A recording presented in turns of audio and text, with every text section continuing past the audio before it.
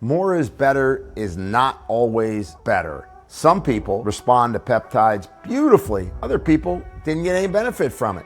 I think the biggest issue that I find is that people are taking multiple peptides at the same time and literally could be overloading signals of homeostasis that your body is trying to get back to. Stacking peptides. Everybody is stacking peptides now. I'm taking 3 or 4 peptides at a time. Better yet, I'm going to take 10. In fact, I've seen people taking as many as 12 peptides at a time. And it's interesting, when I first started teaching it over a decade ago to healthcare providers, they would come back to me and go, I think I should take every one of these. You have to remember, your body can't take on too many signals at a time. The first step is it bad to do more than 1 peptide at a time? Of course not. You may need to do more than one if you have a particular condition or situation that you're trying to address, or even, gaining lean mass.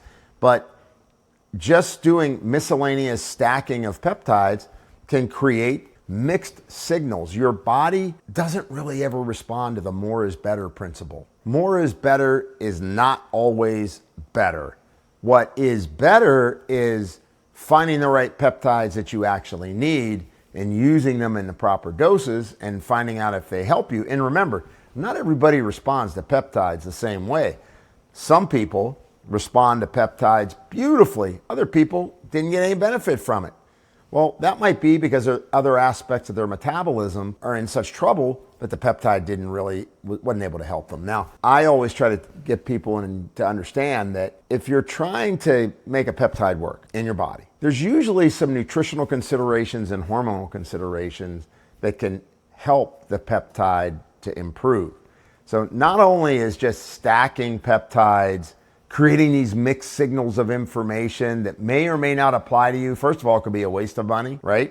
Secondly, it might create information that your biochemistry goes, wow, this is confusing. And then the third piece is that in general, when people start to work on their chemistry, meaning improve their diet, how am I going to work with utilizing certain nutrients to make sure that the enzyme substrates that peptides act on are able to function. There's a lot of factors that allow peptides to be more effective. Obviously, some of them will be effective strictly because, it decreases inflammation in connective tissue, right? Very isolated, events. But I think the biggest issue that I find is that people are taking multiple peptides at the same time, sometimes multiple times a day, and literally could be overloading the signals of homeostasis that your body, is trying to get back to balance, not necessarily forcing or over stimulating particular pathways.